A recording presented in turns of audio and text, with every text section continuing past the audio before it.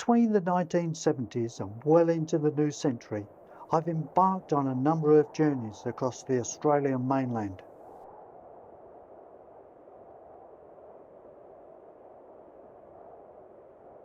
To pick my favourite places that I've visited during those years is a difficult choice. Places that really stand out for me are where my visits were different, compared to the usual experiences you get at the popular tourist attractions around Australia. On the two occasions I visited Cockabiddy Cave under the Nullarbor Plain, it left me with a feeling that I knew at the time that it was not only dangerous but a unique experience. I left the air highway and followed an unmarked track. I had been told that all tracks lead to the cave, so I couldn't go wrong. It wasn't long before the track split up and went in different directions. The thought of being lost in this featureless landscape started to creep into my mind. I needn't have worried because all the tracks did lead to the cave. On my first visit, I met up with two starling trappers. Their seemingly impossible job was to stop the starlings migrating into Western Australia. They do this by means of trapping. The Western Australian government found this method of control very effective. A few years later, I returned and followed the track leading to the cave entrance. The cave is 100 metres below the surface of the Nullarbor and is part of a huge network of subterranean limestone caves. I descended a ladder that was in better condition compared to the first time I was here. On that occasion, the ladder had most of its rungs missing.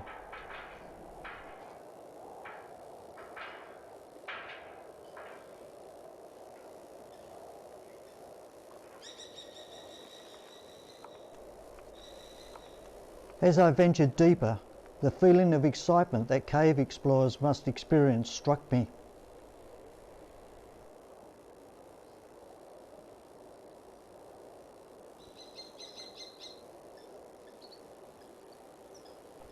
I went as deep as I possibly could, until a pool of water stopped me going any further.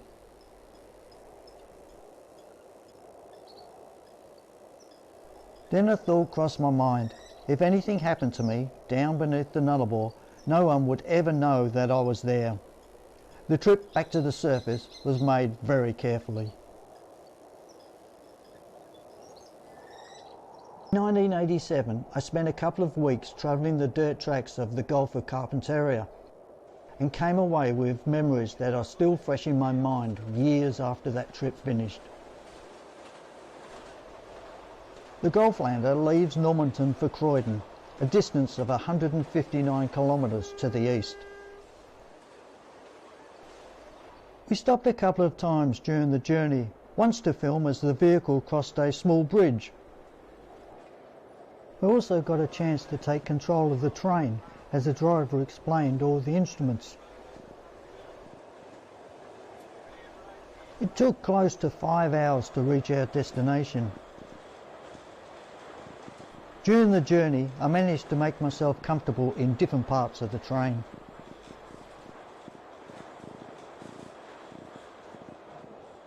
The train stays overnight in Croydon and heads back the next day.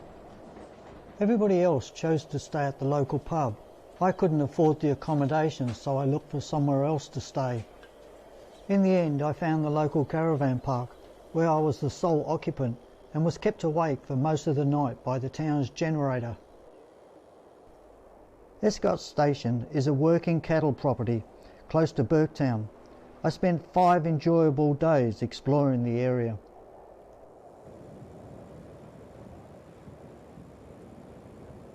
I met up with a helicopter pilot who invited me to take a flight with him before he started work.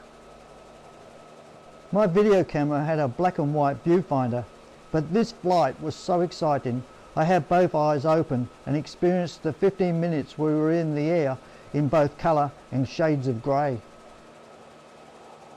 While on the flight, we followed the course of the river less than a metre above the water.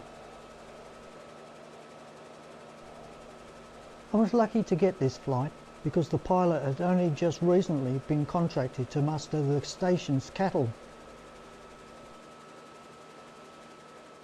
The first 50 kilometres of the track into Lawn Hill National Park was in excellent condition, but the following 40 kilometres was really hard going. The last 10 kilometres was so bad, I'm sure it should have been classed as a four-wheel drive only.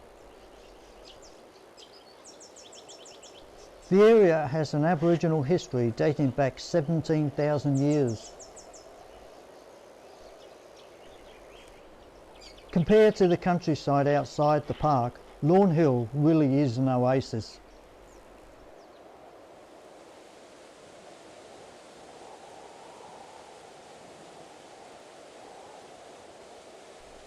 I found the best views of the park was from a canoe and paddled the three gorges that cut through the countryside.